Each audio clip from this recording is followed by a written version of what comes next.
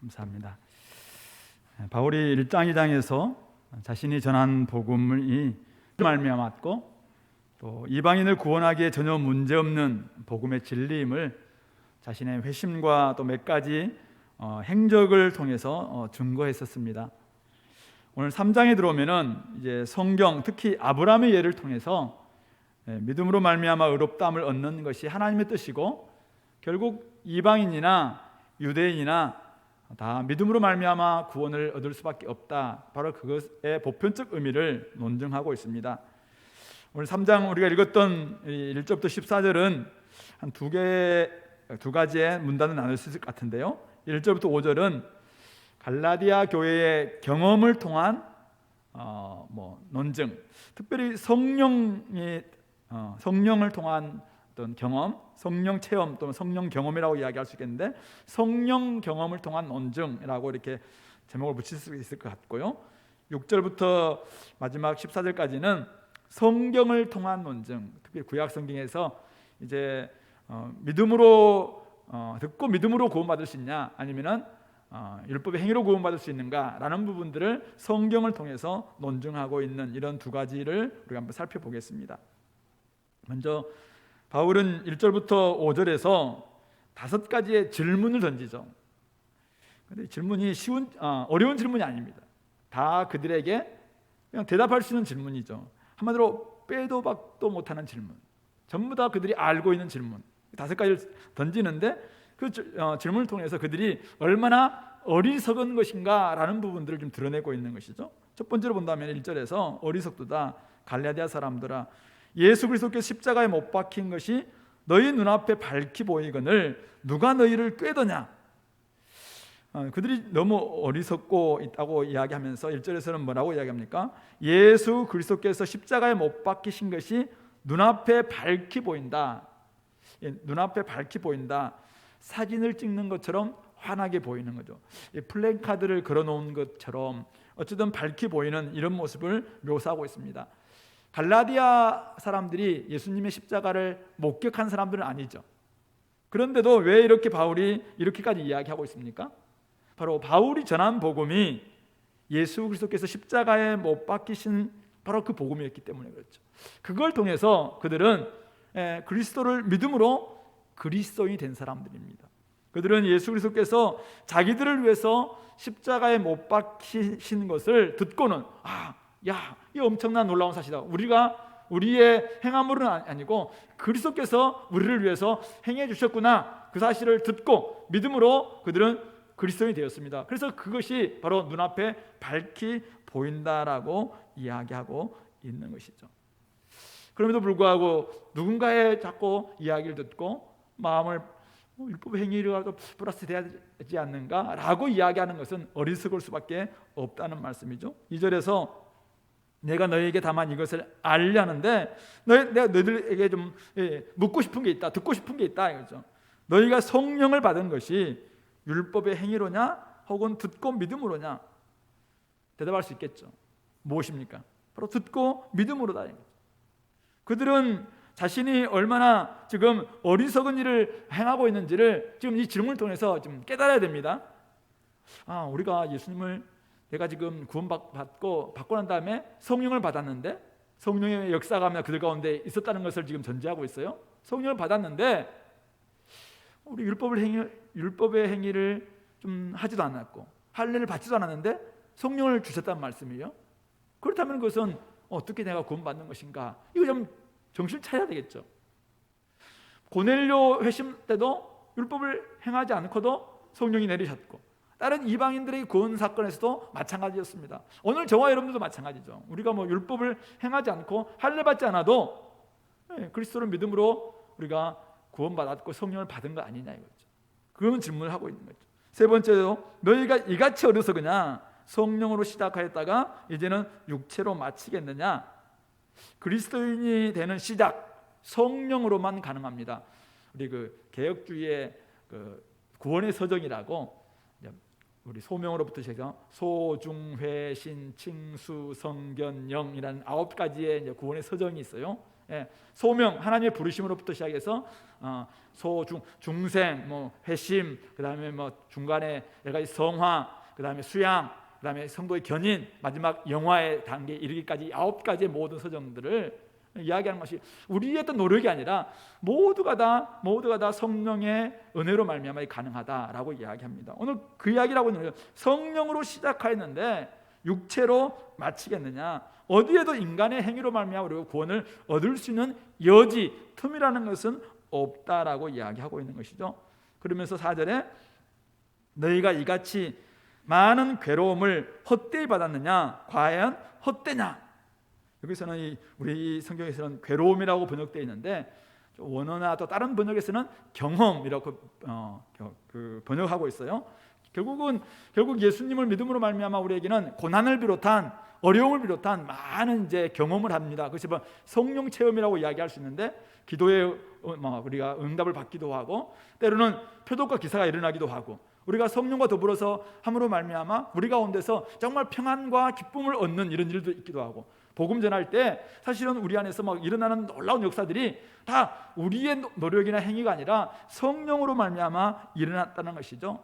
그러므로 고난도 그렇지만은 이 성령 경험이라는 것이 거듭난 사람들에게 늘 따라오는 사실은 그 선물입니다. 그런데 그것들이 사실은 헛된 것이냐 헛된 것이냐. 만약 율법의 행위가 플러스 된다고 생각한다면 그런 것들은 아무것도 아닌 것이냐 이 질문을 던지고 있는 것이죠. 대답하기는 굉장히 쉬운 질문이죠. 마지막 너희에게 성령을 주시고 너희 가운데서 능력을 행하시는 이의 일이 율법의 행위에서냐 혹은 듣고 믿음에서냐. 당연히 성령을 주신 분도 하나님이시고 그들 가운데 능력을 행하신 분도 하나님이신데 그런 것들이 이들이 그동안 율법의 행위가 없었음에도 불구하고 듣고 믿음만 있었음에도 불구하고 이런 걸 주셨다면 당연히 그것은 듣고 믿음에서죠. 그러므로 요약한다면 하나님께서는 복음을 듣고 믿는 사람에게 구원을 베풀어 주십니다. 성령을 주시고 능력을 행하심으로 그리스도인 즉 하나님의 백성으로 살아가게 하시는 것이죠. 거기에 성령이 함께 하심으로 말미암아 우리는 많은 성령의 경험을 갖습니다. 성령 경험, 이것을 성령 체험이라고 하죠. 물론 성령 체험하면 갑자기 방언을 해야 된다, 아니면 치유가 일어나야 된다 이렇게 생각할 수 있지만은 사실 그리스도인의 이 태어나면서부터 계속 자라가는 모든 과정들이 성령 없이는 불가능한 일이죠. 이것을 성령 경험이라고 말할 수 있을 것입니다. 거기에 인간의 행위가 비집고 들어갈 틈은 없습니다. 오직 우리의 구원은 하나님의 은혜이고 아까 우리 찬양했던 것처럼 하나님의 은혜입니다. 이것은 하나님의 선물입니다. 오직 하나님께서 우리가 예수님께서 십자가에서 우리를 위해서 모든 일을 담당하셨다라는 사실을 우리가 믿고 그분을 신뢰할 때 우리에게 구원을 주시는 것, 바로 이것이 우리가 받은 구원의 은혜인 것이죠. 그러므로 성도는 그리스도 예수 십자가가 눈앞에 밝히 보이는 사람들입니다. 십자가 때문에 내가 이렇게 은혜를 받게 됐구나. 십자가 때문에 내가 이런 사랑을 받게 됐구나. 십자가 때문에 내가 주님의 백성이 되었구나. 하나님의 자녀가 되었구나. 그런데 갑자기 거기에 율법의 행위가 있어야 된다. 네가 헬라를 받아야 된다. 네가 먼저 유대인이 돼야지 네가 언약 백성이 된다라고 이야기한다면은 우리 2장 21절에서 이야기했던 것처럼 만약 그렇게 된다면은 의롭게 되는 것이 율법으로 말미암았으면 그리스도께서 헛되이 죽으셨느니라. 바로 그리스도의 십자가가 헛될 수밖에 없다는 것이죠. 그러므로 그렇게 주장한다고 다시 마음을 빼앗긴다면은 그것만큼 어리석은 것이 어디 있냐 이거죠. 이게 오늘 바울이 갈라디아 교인들에게 지금 던지고 있는 그들의 질문입니다. 오늘 이 질문이 오늘 우리들에게 지금 한번 던져진다고 생각해 봅시다. 저와 여러분들에게 오늘 하나님께서 정말 플랜카드가 하나 걸려 있는데요. 밝게 보이고 있습니다. 대학부 수련회가 지금 언제 있다. 근데 우리 교회 이제 장로님 한 분 옛날에 불교 학생의 출신이에요. 그런데 저 기간에 만약 이제 자기 갑자기 생각하면서 은혜 받았는데 저 기간 동안에 막 대학생이라고 생각해 본다면은 저 기간에 내가 딱 밝게 보이는데 불구하고 불교 학생에서 있는 거기를 가봐야 되겠다. 만약 그렇게 이야기한다면은 얼마나 사실은 좀 어리석다라고 이야기하지 않겠습니까? 대학생들이 혹시 이 수련회 가운데서 우리가 막 은혜를 막 체험하고 이 안에서 변화되는 그런 경험을 가지고 있어요. 그런데 플랜카드에 딱 걸어놨습니다. 다음 주에 우리 수련회 한데 해놨는데 판사님 제가 그 기간에 불교 학생이 가야 돼요. 만약 그렇게 이야기하는 사람이 있다면은 이런 사람 한 사람도 없겠죠? 예. 우리는 그런 사람들을 보고 그래 알았다 가봐라 이렇게 할 사람, 전도하기 때문에 가봐라 이렇게 할 사람 있어요? 어리석으냐 이렇게 나올 수 있는 것이죠. 제 설교가 좀 어렵다고 그래서 자꾸 이제 비유를 들려고 하니까 제가 사실은 좀 비유를, 박 목사님 워낙 비유의 천재잖아요. 근데 저는 아무리 생각해도 이게 삶도 별로 좀 단조로워서 그런지 몰라도 떠오르는 게 별로 없어요. 그래서 이야기를 좀 많이 해달라 우리 집에 있는 누군가가 이야기를 하더라고. 근데 뭐 할 이야기도 별로 없고, 어쨌든 여러분들이 한번 세게 들어보세요. 예를 들어서 고려청자, 뭐 분청사기, 고려청자와 분청사기 다른 거죠. 예. 너무 귀한 것, 이거 진품이라는 걸 알고 있어요. 진품이라는 거. 근데 다 팔면은 엄청난 가치가 있어요. 근데 아직 좀 청소도 안 해가지고 좀 그래. 근데 이미 명품이라는 걸 알고 있어요. 근데 어떤 분이 와가지고 최근에 만든 메이드 인 차이나 사기 그릇 너무 예뻐. 야 이거 바꾸자. 여러분 같으면 바꾸겠어요? 바꾼다면 진짜 어리석은 사람이죠. 그런데 만약 우리가 그런 게 아니에요. 옛날에 더맨더머라는 영화, 제 이제 옛날에 봤던 우리 아이들도 그 영화를 봤던 모양이더라고요. 그래서 이제 그 이야기 하더라고. 더맨더머 하니까 맞아요. 거기 나오는 더맨더머가 로또 당첨이 됐는데 순서가 틀렸다고. 번호는 똑같이 다 맞았어요. 근데 순서가 틀렸다고 그냥 로또를 버리는 거예요. 혹시 우리 가운데 이런 사람이 있네.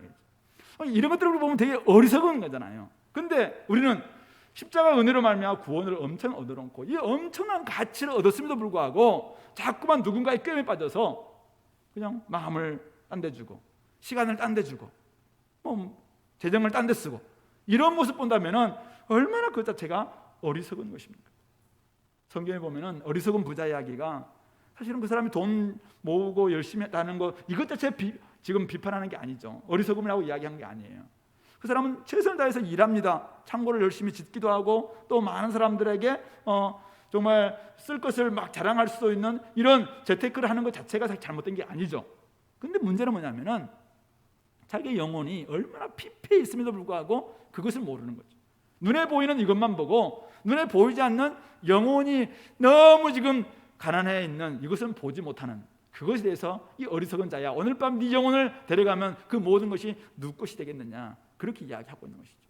라오디게아 교회도 마찬가지입니다. 왜 그가 주님의 책망을 받습니까? 그들은 지금 주변에 막 금도 나고 또 안약도 가지고 있었고 좋은 옷도 막 만드는 공장들도 주변에 있었고 그렇기 때문에 자기들은 안전하다 생각해요. 자기들은 굉장히 부유하다 생각합니다. 근데 주님이 보시기에는 그것만 생각하면서 영혼에 대해서 전혀 관리하지 않는 이거에 대해서 주님께서 정말 가련하다, 헐벗었다, 너희들은 벌거벗은 자다, 너희들은 가련한 자다, 너희들은 가난한 자다 라고 주님께서 책망하신 거 아니에요. 오늘 우리의 삶이 십자가의 은혜로 말미암아 구원을 받다 놓고 성령으로 말미암아 우리가 살아가는 삶이 우리의 삶이라는 것을 잘 알고 있음에도 불구하고 여전히 지금 구원의 은혜를 헛된 것으로 여기면서 자꾸만 다른 것에 마음을 빼앗기고 있다면은 그것 자체가 어리석음이에요. 어리석음. 십자가의 은혜로 말미암아 우리가 마음껏 십자가 은혜를 생각하면 막 찬양도 하고 막 힘차게 찬양하고 잘했어요. 찬양하고 막 이런 모습인데 중요한 것은 삶 속에서도 여전히 이 연결돼야 된다는 거죠. 막 해놓고 갑자기 전혀 다른 삶의 모습으로 살아간다면은 우리가 이게 너무 불일치잖아요. 그런 모습들을 보면서 우리가 그건 어리석다라고 이야기할 수밖에 없습니다. 십자가가 다른 것으로 대체하거나 첨가돼야 할 만큼 초라한 것이 아니다라는 것을 명확한다면은 내가 뭔가를 해야 되고 뭔가를 하지 않으면 네가 구원이 안 되고 이런 것에 우리가 마음을 빼앗겨서는 안 되겠다라는 것입니다. 그러므로 오늘 우리는 그리스도의 삶은 성령과 더불어 살아가는 삶입니다. 성령의 능력으로 살아가는 삶입니다. 성령의 경험으로 우리는 살아가는 사람입니다. 그렇게 하기 위해서는 성령의 인도함을 받아야 되고 그렇게 하기 위해서는 성령 충만함을 유지하기 위해서 날마다 우리의 정말 욕망, 욕심 이런 것들은 더 십자가에 못 박고 또 더 많이 기도하면서 하나님이 이끄심으로 나아가야 되겠죠. 자꾸 자신의 착함 이것만 바라보면서 나는 착하니까 구원받을 수 있겠다 생각하거나 내가 이러이러한 여러 가지 행위를 해놨으니까 주님께서도 이해하실 거야 라고 생각하면서 자꾸만 성령의 어떤 우리의 인도하심, 성령 주시는 자유, 기쁨 이런 것들을 굉장히 하찮은 것으로 여긴다면은 사실은 오늘 바울이 우리를 바라보면서 이 어리석은 사람들아라고 이야기할 수도 있겠죠. 우리가 진짜 가치롭게 여길 것은 하나님의 어리석음은 우리가 가치롭게 여겨야 돼요. 세상은 십자가를 어리석음이라고 이야기합니다. 세상 사람들은 십자가가 어리석음이라고 이야기해요. 그러나 하나님의 어리석음은 이 십자가는 사실 우리를 구원하신 하나님의 능력이고 지혜인 것이죠. 이 하나님의 어리석음은 세상의 어떤 지혜를 다 사실은 폐기할 만큼 강한 우리의 지식이기도 하고 능력이라는 사실을 우리가 기억한다면은 자꾸 세상 것에 우리의 마음을 빼앗겨서 세상이 지혜롭다는 것에 마음을 빼앗겨서 하나님으로부터 어리석다라는 이런 책망받기보다 도리어 세상 사람들이 어리석은 것이라고 여기고 있는 십자가를 언제 우리가 자랑하고 그것을 위해서 살아갈 수 있는 우리 공동체가 될 수 있기를 간절히 소망합니다. 그리고 오늘 바울이 이 복음을 지키고자 하는 또 이 사람들을 지키고자 하는 이 태도와 열정을 저는 한번 보면서 바울이 지금 이 어리석도다라고 이야기하고 너희들을 누가 깨더냐 이같이 어리석으냐 이 괴로움을 헛되이 받았느냐 과연 헛되냐 막 계속 이렇게 질문하고 이런 표현들 있잖아요. 우리 표현들을 사실은 우리는 이거 읽어도 별로 기분 안 나쁜 것처럼 느껴지지만 이거 사실은 원래 대놓고 이야기하면 되게 기분 나쁠 표현들이에요. 어찌 보면은 좀 거친 표현들입니다. 실제적인 표현이죠. 이 바보야 이 말 바보야. 네가 지금 뭐 하고 있냐 지금 막 이렇게 지금 하고 있는 거거든요. 저는 이걸 보면서 바울이 물론 젊기 때문에 그럴 수도 있겠다 이런 생각도 하면서도 자식이 어떻게 자라가든 아무런 상관이 없는 부모는 없잖아요. 성도들이 또 우리 영적인 자녀들이 어떻게 살아가든 개의치 않는 그런 목자나 사역자는 한 사람도 없습니다. 모든 사람들이 다 좀 제대로 살아가도록 격려하고 인도하려고 하는 이런 마음들이 있죠. 자, 그런데 그 관심을 어떻게 구체화하느냐 그것은 좀 다른 문제인 것 같아요. 예를 들어서 나쁜 친구를 사귀고 좋지 않은 곳으로 늘 막 다니는 이런 자식이 있다고 생각해 봅시다. 그것을 보고 있는 아빠가 있어요. 아버지가 있습니다. 그 자식을 붙잡아 놓고 이야기할 겁니다. 누구야? 내가 이렇게 참 여러 가지 어려움들이 있었지만은 이러이러한 삶을 살면서 내가 오늘까지 여기 왔다. 내가 이렇게 살아오면서 참 이렇게 보람있더라. 이렇게 살아가는 것이 참 중요하더라. 자기의 경험들을 다 이야기할 거예요, 바울처럼. 근데 그렇게 함에도 불구하고 말을 안 들어요.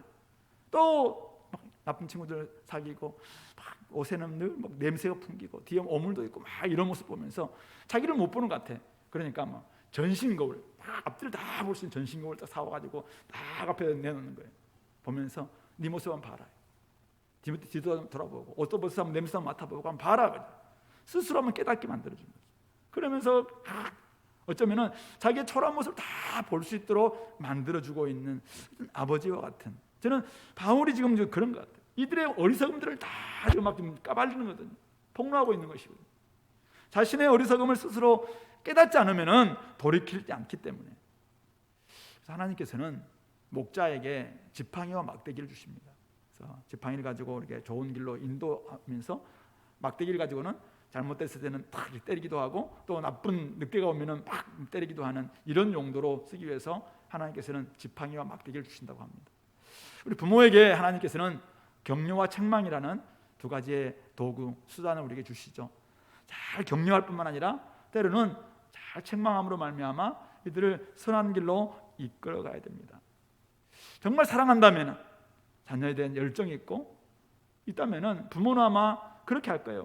정말 그것을 구체화시키면서 어떻게든지 어떻게 얘를 좀 선한 길로 바른 길로 인도해 볼까라는 이런 마음을 갖게 될 것입니다. 저는 오늘 바울이 자기가 복음 전해서 한 번 구원 받았는데 이제 어떻게 살든 관심도 없고 만약 한 번 갔다 와서 이제 그 다음 또 가잖아요. 가서 그들을 이 믿음에 굳게 있어라라고 이제 다 격려를 했어요. 그리고는 이제 갔는데 이 교회가 자꾸 다른데 마음을 기웃거리고 있다 이런 소문을 들었다면은 나는 모르겠다 이제 떠났으니까 이렇게 한다면은 어떻게 되느냐. 바울의 마음은 이들을 한 명이라도 놓치지 않겠다라는 이런 열정인 것 같아요. 바른 복음을 가지고 바르게 인도하려고 하는 복음에 대한 열정, 사람에 대한 열정, 열정이죠. 요즘 뭐 열정 뭐 하는 뭐 어디 뭔지는 정확히 잘 몰라요. 근데 그 이야기만 들었어요. 열정이 있어야 돼요. 열정. 어떻게 해서라도 사랑하는 지체들을 주님께로 인도하려고 하는 열정, 다양한 시도를 어쨌든 다양한 방식을 연구해서라도 이들을 어떻게 하면 이들에게 맞는 맞춤형 인도 방법은 뭘까, 이것을 찾으려고 하는 그 열정, 십자가 복음에 대해서 확신을 가지고 있다면 이 복음을 어떻게 그들에게 잘 전달하고자 하는 그 열정 있잖아요. 열정. 이 열정이 복음을 지켜내고 자녀들을 지켜내고 성도들을 지켜내고 아직도 믿지 않는 사람들을 저는 살릴 거라고 생각합니다. 우리가 오늘 바울에게서 배워야 될 것이, 저는 이 사람을 살리려고 하는 이 열정을 우리가 회복했으면 좋겠습니다. 그가 때로는 책망하더라도 그들의 어리석음들을 다 한번 폭로하면서까지 그들을 살리려고 하는 이 부단히 애쓰고 연구하고 또 구체화하려고 하는 다양한 시도들, 이런 것들을 우리가 한번 좀 배웠으면 좋겠습니다. 어떻게 하더라도 상관하지 않고 그냥 내 할 일은 속으로 인도하는 거야 생각하면서 오늘 모임 이때 오든 안 하든 상관이 없어요. 상관없고 오늘 안 왔네?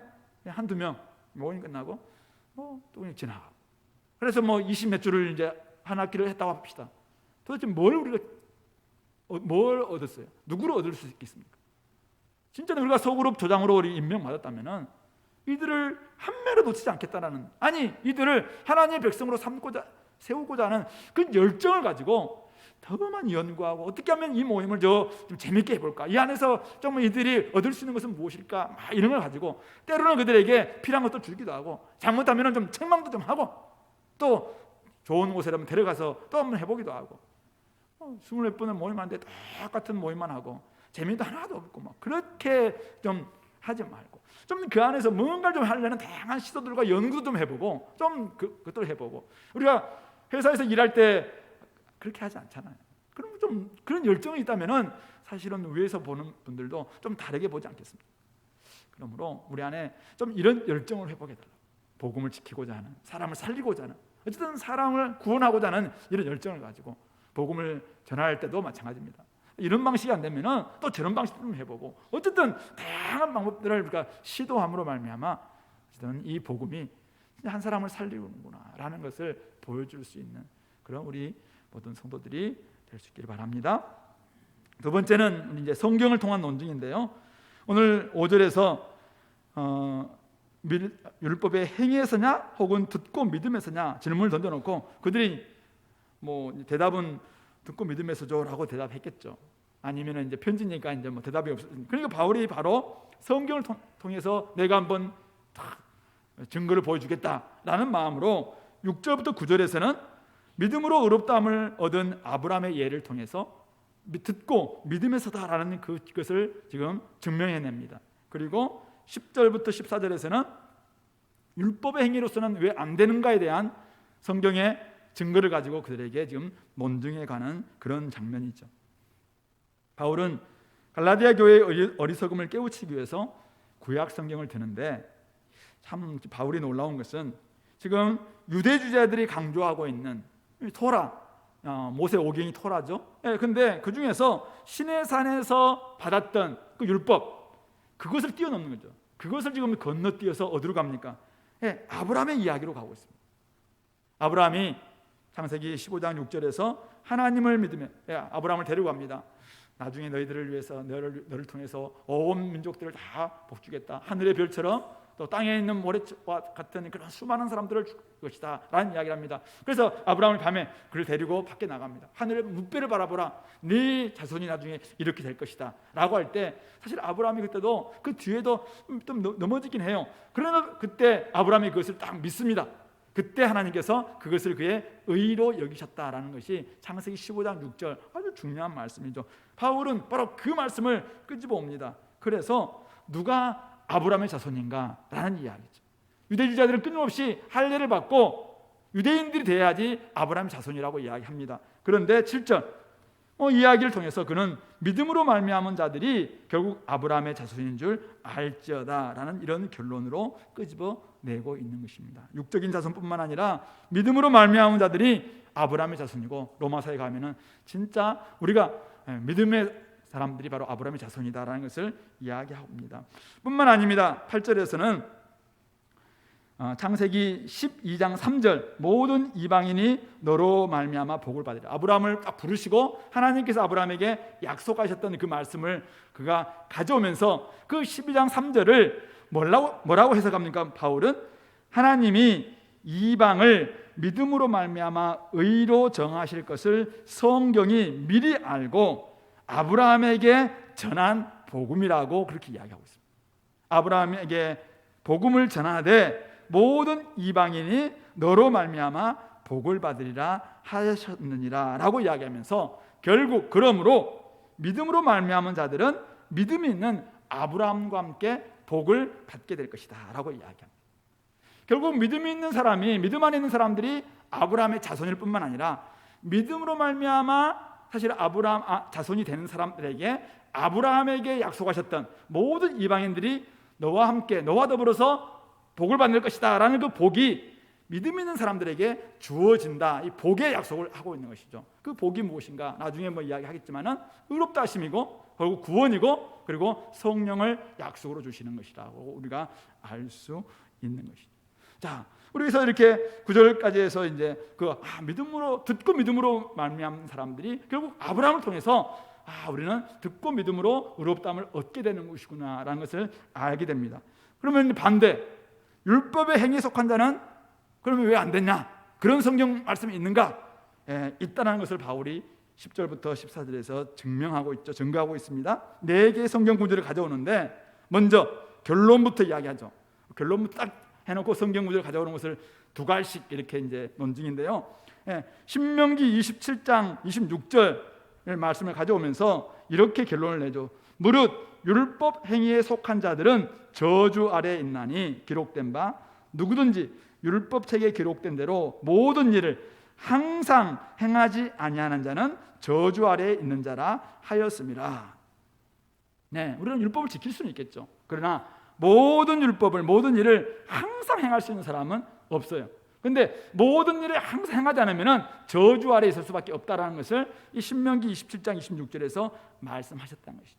바울은 그것을 끄집어옵니다. 그래서 결국 어떤 누구도 율법을 완벽하게 지킬 수 없기 때문에 율법 아래에 있는 자는 결국 저주 아래에 있고 죽을 수 없다라는 것을 논증하고 있죠. 또한 11절에서 그는 성경에는 하나님 앞에서 살게 되는 2길이 있는데 하나의 길은 믿음의 길이고 하나의 길은 율법의 길이다.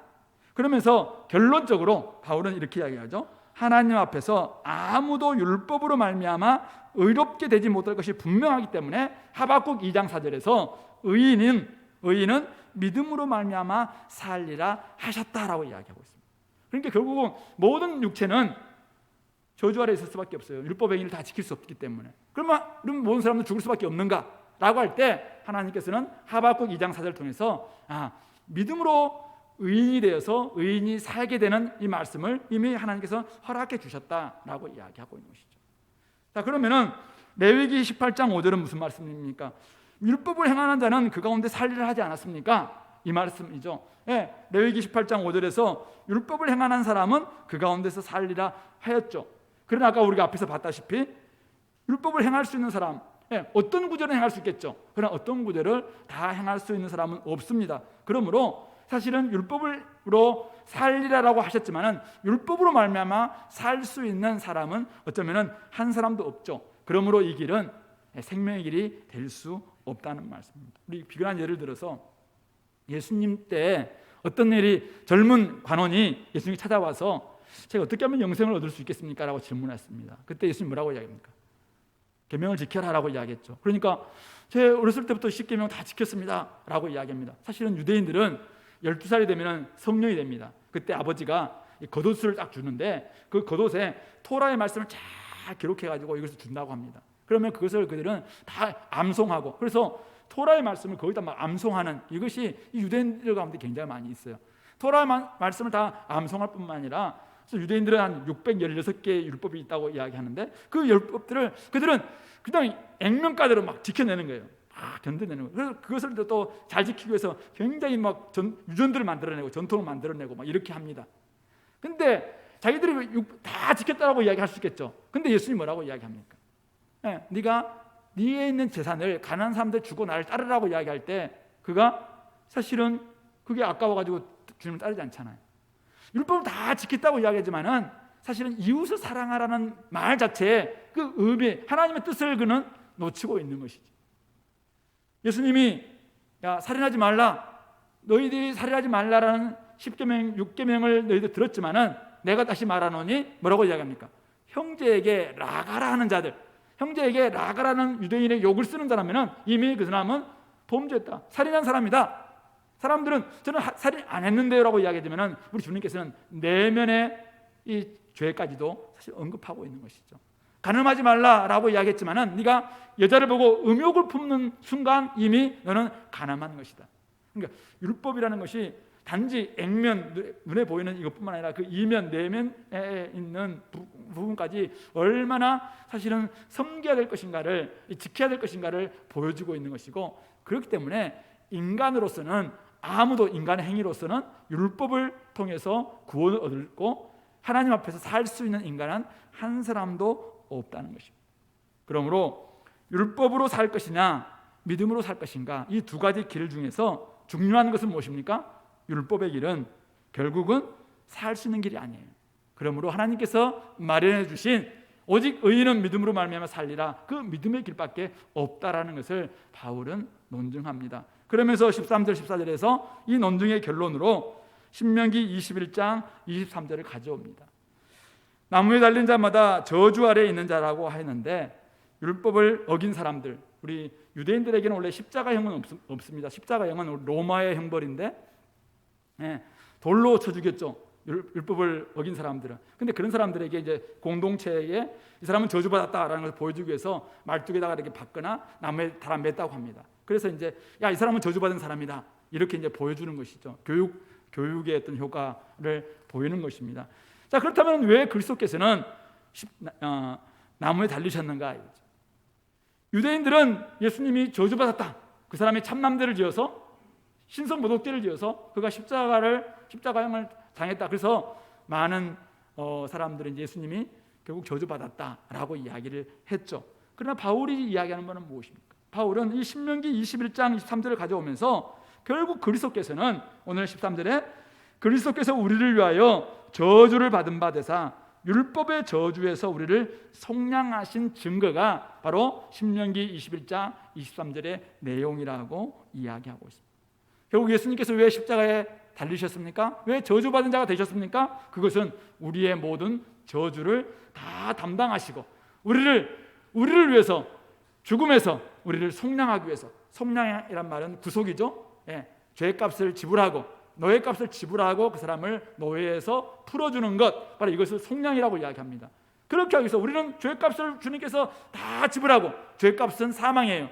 죄값은 저주입니다.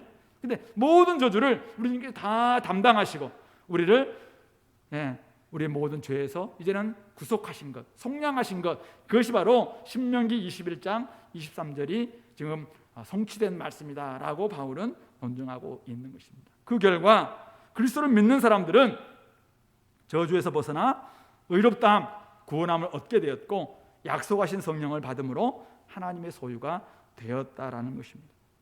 바로 14절에서 이는 그리스도 예수 안에서 아브라함의 복이 이방인에 미치게 하고 또 우리로 하여금 믿음으로 말미암아 약속의 성령의 약속을 받게 하려고 이렇게 하셨다라고 바울은 이야기하고 있는 것입니다. 결국 오늘 2000년 엄청난 이렇게 간격에 떨어져 있는 오늘 우리가 어떻게 구원을 받을 수 있는 것인가? 어떻게 우리는 이 아브라함의 복을 받게 될 것인가? 바로 예수 그리스도 안에서 믿음으로 말미암아 바로 우리는 아브라함에게 주셨던 이 복, 언약의 자손이 되고 또 의롭다함을 얻게 되고 성령을 사실은 받게 되는 그 복이 우리에게도 이루어지는 것이고, 결국 우리가 믿음으로 그리스도 안에 속할 때 결국은 성령을 통해서 오늘 우리 받고 하나님의 소유로서 날마다 성령과 더불어 살아가는 그런 삶을 살게 된다는 것입니다. 말씀을 정리하겠습니다. 그리스도 예수의 십자가 복음은 그리스도께서 우리를 위하여 저주를 받은 바 되사 율법의 저주에서 우리를 속량하셨다는 기쁜 소식입니다. 바로 그리스도를 믿는 유대인뿐만 아니라 바로 이방인들 모두 다 바로 우리를 위해서 주님께서 그렇게 하신 것이죠. 율법 아래에 있는 모든 사람들이 감당해야 됐던 그 율법의 저주를 우리 주님께서는 십자가에서 자신이 담당하심으로 우리를 속량하신 것, 이것이 바로 성경에 나타난 예언이었고 그 약속의 성취가 바로 주님의 십자가다라고 말하고 있는 것입니다.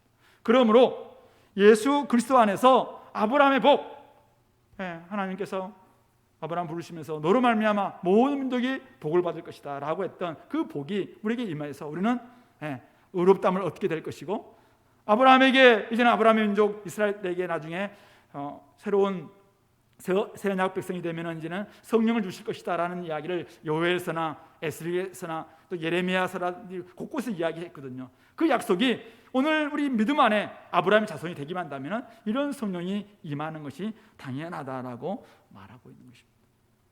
율법의 행위로는 의롭다함을 얻을 수 있는 사람은 한 사람도 없습니다. 그러나 믿음으로는 의인으로서 하나님 앞에서 살게 되는, 생명을 얻게 되고 의롭다함을 얻게 되고 성령과 더불어서 날마다 살아가는 그런 은혜가 있는 것이죠. 그러므로 오직 예수 그리스도의 그 십자가만이 이제는 우리가 오직 의지하고 믿고 그리고 그분을 믿고 바라볼 수 있는 오직 하나님의 은혜요 사랑의 증표다라는 것을 우리가 결코 잊어서는 안 될 것입니다. 다른 말로는 구원의 어떤 보장도 해줄 수 없는 율법의 행위, 즉 인간의 노력이나 인간의 행위를 강조하는 어떤 복음에 우리의 마음을 빼앗기서는 안 될 것이고, 그것은 어리석은 짓이고 그것은 누군가의 꾀, 결국 사탄의 꾀에 빠지는 일이다라고 바울은 말하고 있는 것입니다. 대신 우리는 예수 그리스도의 십자가를 듣고 믿음으로 말미암아 구원을 받았기 때문에 이미 주신 성령과 더불어서 날마다 살아가고 성령의 정말 충만하신 가운데서 자유를 누릴 뿐만 아니라 기쁨을 누리고 나중에 우리 5장 6장에 가서 나오는 것처럼 성령이 막 열매를 맺으면서 정말 성령과 더불어서 보조를 맞추면서 기뻐하는 삶을 살아가는 것이 우리가 해야 될 것임을 기억하시기 바랍니다. 두 가지만 이야기하고 마치겠는데요. 첫 번째는 두 갈래의 길만이 성경에 나와 있습니다. 하나는 저주의 길이고 하나는 길은 구원의 길입니다. 여러분들에게 질문을 던지겠습니다. 여러분들은 저주의 길과 구원의 길 중 어떤 길을 택하겠습니까? 당연하죠. 우리 모든 인류를 다 모아놓고 여러분들 세상에는 두 가지 길만 있습니다. 한 길은 저주의 길이고 한 길은 구원의 길입니다 라고 이야기하면 모든 사람들이 다 저는 구원의 길을 택할 거예요 라고 이야기할 거예요. 질문을 받고서 근데 만약 다른 사람들이 이야기하잖아요. 구원의 길도 다양한 건 아니냐고. 꼭 예수 그리스도만을 십자가만 믿어야지 구원을 받냐고. 근데 성경은 뭐라고 이야기합니까? 그 길밖에 없다고 이야기합니다. 인간의 행위를 의지하는 길, 인간으로서는 구원이 될 수 없다는 것입니다. 십자가 플러스 선행과 능력을 추가 첨가하는 길, 그것도 십자가를 헛되게 만드는 길이기 때문에 그 길도 답이 될 수가 없습니다.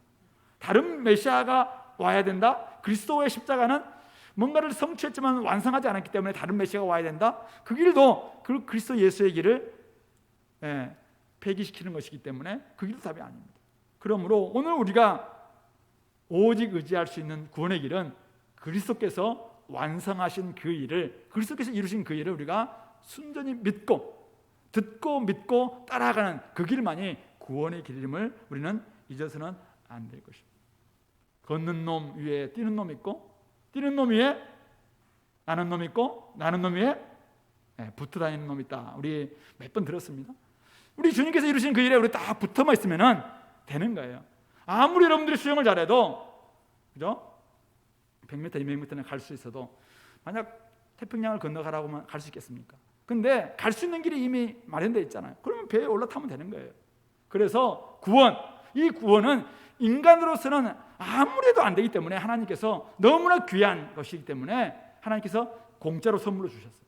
그러므로 이것을 너희들이 듣고 믿어라. 그러면 너에게는 의로움을 얻을 수 있고 오직 의인은 믿음으로 말미암아 사는 이 길 속에서 온전한 복과 영생의 놀라운 축복을 얻을 수 있다라고 말씀하셨습니다. 그러므로 하나님께서 마련하신 이 구원의 길에 여러분들이 막 올라서 거기서 감사하고 또 우리에게 주신 선물 성령과 더불어서 멋진 삶을 좀 살아낼 수 있는 우리 모든 성도들이 될 수 있기를 바랍니다. 또 하나는 오늘 제가 이 바울이 사용하고 있는 성경을 통한 논증을 보면서 좀 여러 가지 생각이 났어요. 감탄했습니다. 감탄. 오늘 우리는 워낙 이제 갈라디아서 많이 봤고 또 바울이 오늘 성경에 대해서 박식하다라는 것을 잘 알고 또 많은 이야기도 들었지만은 바울 있잖아요. 만약 이게 1세기라고 생각해 봅시다. 딱 갈라디아에서 유대주의자들이 막 이런 일들이 벌어지고 있습니다. 그래서 막 그들은 십계명을 들여대고 레위기를 들여대고 민수기를 막 들여대면서 막 이야기하는 거예요.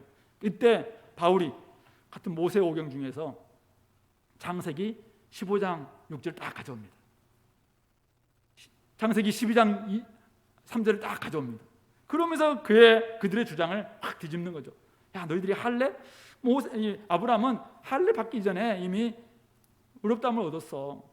아브라함은 모든 이방인들에게까지도 복을 받는다라고 이미 그를 부르실 때 하나님께서 약속하셨어 라는 논증을 다 해놓죠.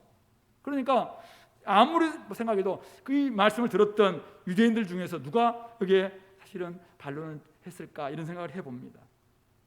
인간의 노력, 인간의 행위, 유대인뿐만 아니라 갈라디아를 포함한 당시 로마 속주에 사는 사람들의 타당성 구조였습니다.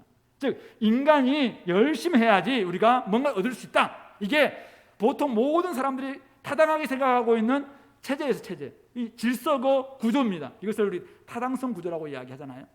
그런데 인간의 행위가 얼마나 중요하냐, 우리가 어떻게 하느냐에 따라서 우리의 모든 것들이 결정된다라고 하는 그들에 대해서 오늘 바울은 뭐라고 얘기합니까? 성경은 다르게 이야기한다는 거예요. 우리에게 너무 중요한 이 문제는 우리가 아무리 열심히 노력해도 아무리 에로스적인 노력을 할지라도 아가페 하나님의 행위가 없이는 이게 불가능하다. 그들의 타당성 구조를 완전히 깨뜨리고 있는 거거든요. 그리스도와 율법, 믿음과 행위의 문제를 그는 그들이 사용하고 있는 성경을 통해서 논증하고 있습니다. 그러므로 이 바울은 성경이 단지 그냥 암송하고 이것을 막 열심히 지키려고 막 그냥 문자로만 지키려고 하는 그런 경전이 아니라 교훈과 책망과 바르게 함과 의료 교육하게 유익하는 진짜 하나님의 영감 있는 말씀으로 보는 거예요. 그래서 그걸 가지고 우리가 우리의 인격과 우리의 행위의 모든 부분까지도 이 말씀이 결국 우리를 인도한다라는 걸 알기 때문에 그런 문제를 좀 정리해 놓고 있는 것입니다. 우리 교회가 성경을 잘 아는 교회잖아요. 많이 공부하는 교회잖아요. 우리가 진짜 성경을 잘 안다면은 그냥 너무 숙제하려고 하기보다는 이 성경을 통해서 여러분들의 이 구원의 문제가 잘 정리됐으면 좋겠고, 또 이 땅에 많은 사람들이 돈이 최고다, 이 땅에서는 야 우리의 노력이 없이는 안 돼 라고 하는 이런 여러 가지의 이 땅에서 타당성 구조가 있어요. 우리 직장에서 가지고 있는 여러 가지 생각들이 있습니다. 뭐 질서와 구조가 굉장히 공고해 가지고 깨뜨릴 수 없는 여러 가지 부분이 있습니다. 그런데 그런 것들이 성경 말씀을 통해서 우리가 얼마든지 새로운 길들을 만들어갈 수 있는 그런 논증을 우리가 하고 그런 삶의 모습들을 보여주는 우리 교회가 되어야 되지 않겠는가. 저는 하나님께서 이 말씀을 우리 주신 이유가 그거라고 생각해요. 이 땅에는 지금 제국이 오늘날 자본주의 제국이 온 세계를 지배하고 있잖아요.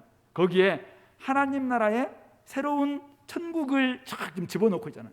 그것은 이 말씀으로 살아낼 때만이 천국이 확장될 수 있다라는 것을 우리에게 보여주는 거잖아요. 그런데 그것을 어떻게 증명할 것입니까?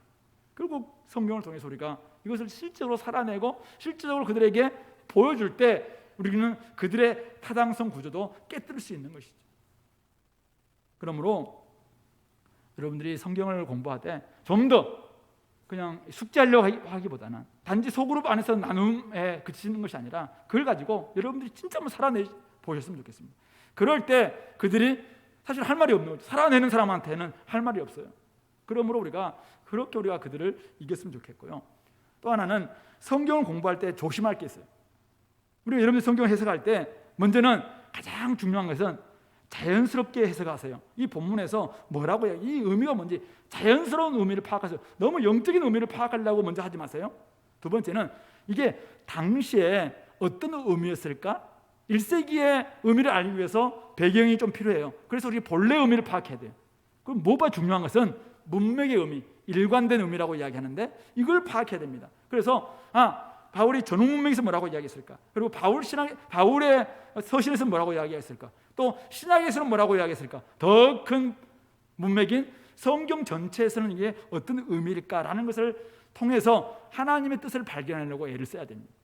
그러할 때 사실은 우리는 확증 편향에 사로잡히지 않습니다.